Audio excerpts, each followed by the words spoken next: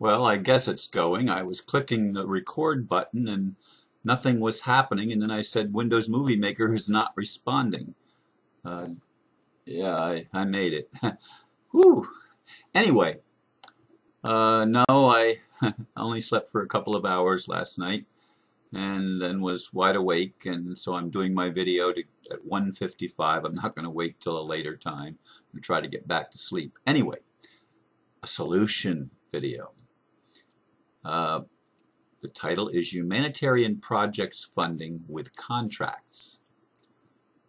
As I've indicated in previous videos, I want to help humanity get out of the debt slavery system altogether and forever.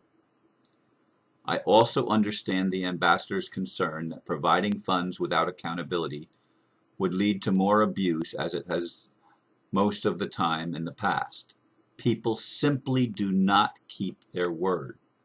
Integrity in business is almost non-existent in the higher echelons. Fraud is rampant. Could this be an easy solution? Create real contracts between real people. Contracts that spell out in detail how the funding is to be used.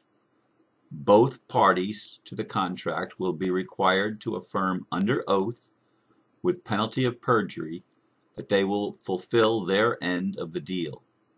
All the elements of common law contracts would apply, with stiff penalties for breach of contract that includes charges of fraud by the offending party. This would enable people to be funded for their projects without going into debt, and ensure that the integrity of the project is maintained. Yes, I heard the ambassador's concern, and I understand that for a long time the problem with agreements is that they are broken.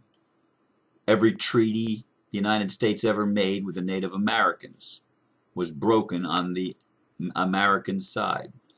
The whole culture, the whole business corporate culture, has often included the words "without prejudice" in their contract, and those two words are used to indicate that nothing that is written in the relevant document is legally binding.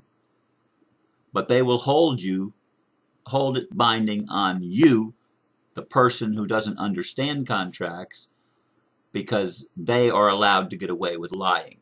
That's the way it's worked in real world business, and it's why the ambassador says we've got to do something that enables people to be held accountable, to be responsible for the contract that they enter into, for the agreement that they enter into. It's not just something idle that you can, get funded and do whatever the hell you want with the funds. That's what the governments have done when they have borrowed from the family, as I understand it, and it's something that pisses the members of the family off now that they're more aware than they used to be. Now there are, one other thing I want to say. The contracts have to be written in plain English or whatever language the parties speak, that they each understand fully the terms included. No legalese. No duplicitous meanings of words, where the word means one thing to the one party and something else to the other party. Definitions need to be spelled out precisely in contracts, and they need to be kept simple, not complex. They don't need a lot of small print and a lot of hidden meaning type of crap, because that just clouds the contract, clouds the agreement. Now there are 5 basic requirements for making a valid contract. I just have a page up on my other computer screen. The first is the intention to create legal relations, is the way it's worded, but a lawful relation. Legal, of course, means the legal system, which is duplicitous. You need a lawful system, which is under common law, which again is plain and simple, using common sense and language that's easily understood. So there has to be an agreement that you're entering into a lawful, bound by both parties, bound by the law, a lawful agreement. Okay? That's the bedrock. It has to be a lawful agreement. There has to be an offer. In other words, one party is offering, for example, the family or the ambassador or whoever, and it should be never a corporation, never an entity that's hiding behind something. Only real people with names. And I don't want to get into I'm not talking about the legal name and stuff like that. I'm talking about common law, where you're allowed to have a name. You're allowed to have a first name. You're allowed to have a middle name or middle names if you want. You're allowed to have a family name. You're allowed to have a name.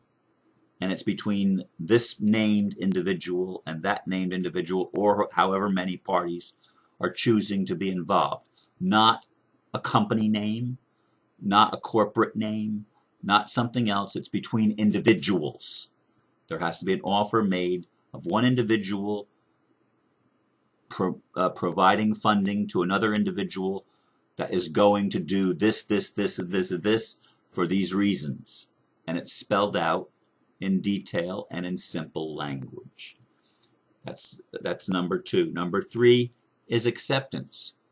Each party has to willfully accept the terms of the agreement that the other is made, so that there's clarity between what is being offered and what is being accepted.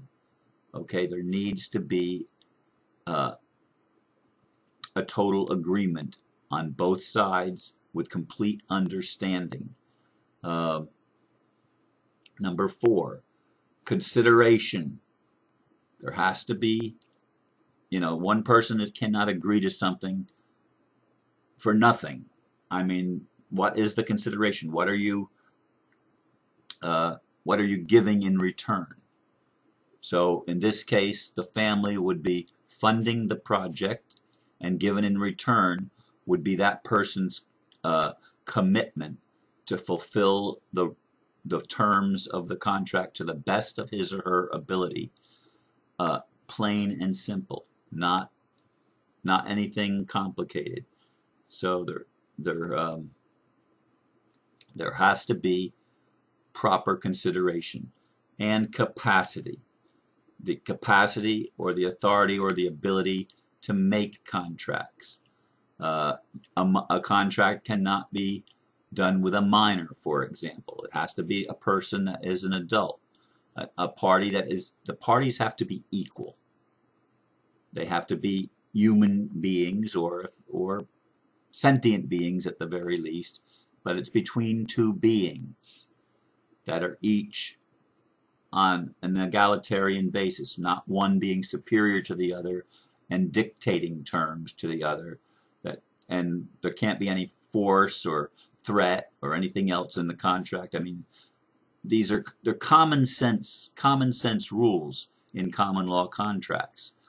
I think that this idea would be able to resolve the ambassadors and the family's concern that the agreement not be kept, that they would fund things and then have people just wantonly go out and do the opposite of what they say. This is how things have worked in the real world, especially when dealing with governments. As I said, the treaties that they formed with the Native Americans, every one of them they broke. And they've broken, I mean, if they would only keep, for example, if all UN nations would simply honor the Declaration of Human Rights, and they would be brought to a real court of law and punished appropriately if they failed to do what they said they were going to do. They can't get away with getting a loan to fight Ebola or funding to fight Ebola and then turn around and use that funding to bring troops in and create military bases and other things like that. That is not the way a contract works. That would be a breach of contract, and it would be fraud. And the person would have to answer for the crime, because they're committing a crime when they do not fulfill the terms of the contract. No funding without contracts. All funding requires a contract.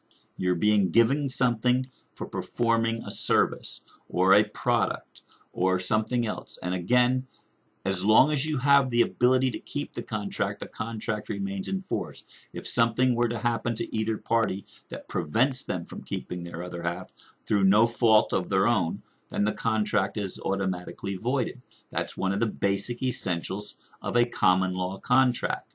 You know, you have to be able to have the ability to fulfill the contract. If for example, you develop a life-threatening injury or disease or something like that, that makes it so that you cannot fulfill, and you've made an attempt to make arrangements to have someone else fulfill it for you, then you can legitimately come out of the contract because it's through no fault of your own that you at the time that you made the contract you were able to fulfill it, but then something changed. So these are all things to take into consideration when creating a contract and understanding that things happen. But there has to be an agreement. And folks, I want you to know how much I want to find a solution to help us get the funding that we need and get it without becoming indebted. As I've said, I'm totally opposed to any debt-based system. Any debt-based system. I don't care if it's with interest or without interest. Debt-based systems, to me, need to go. That's part of the old paradigm, the old way of thinking, and we're not going to create a 555 overcoming 666, and some people say that 555 is some bad thing, and you know, I'm looking at it as a good thing, and if you want to define it with a bad meaning, that's your choice. But I want to see honest contracts between honest, real beings, human beings or extraterrestrial beings or whatever, but a real valid contract in place with real courts that properly enforce the terms of the contract. Now, in closing, just briefly, I'm going to give an update on my condition. I went to see the nurse before I stopped to see my son yesterday, and she surprised me actually because her last patient canceled, and so she was getting home about an hour earlier, a little over an hour earlier than she thought she would be getting home. And I was in the middle, when the phone came in, I was in the middle of doing a project in the yard, so all I did is threw a shirt on and got in the car and went right over to her house as soon as I was finished cleaning up all the leaves and blowing out the driveway. And so I was still all sweaty and racing and everything, so I was, pretty wound up when I went over there. I wasn't relaxed, and I hadn't been relaxing for like the hour and a half before I went over there. So I was physically stressed by actual work. So anyway, my blood pressure was amazing, 117 over 73, which was amazing. My lungs are clear. There's still a little bit of gurgling sound or of clicking sounds in the lower left lung, but big improvement even over last week when it was pretty much only a little bit too. Remember, at the beginning of this thing, she couldn't hear any air movement at all in my lower left lung. So now she can hear it, and there's just a slight sound of there being still a little bit of fluid in the lower left lung. Nothing in the right lung. The right lung is totally clear. Now the big concern, of course, is my heart rate. My heart rate varied 40 points from about 110 to about 140. I was 130, no, 159, 110 to 159. So yeah, that's 50 point range. It was all over the place. It seemed to stay for quite a while at 118, and I thought, well, it's leveled out, and then it jumped to to 135 and then 144 or something like that. And I'm sitting there watching the little numbers on the dial move around. When she did my blood pressure, though, the heart rate was at 125, or the pulse was at 125. And the other concern is my feet are still pretty badly swollen. I think that it actually increased yesterday after the workout that I had, because the left foot looked like it was almost getting back to normal in the morning, but not so in the afternoon. And the right foot now is larger than the left foot, but still both of them are pretty swollen. So that's the update on my physical condition. I don't have quite as bad a shortness of breath. When I'm working, I do stop and take a couple minute break, just catch a little breather, and then jump back up and continue to work.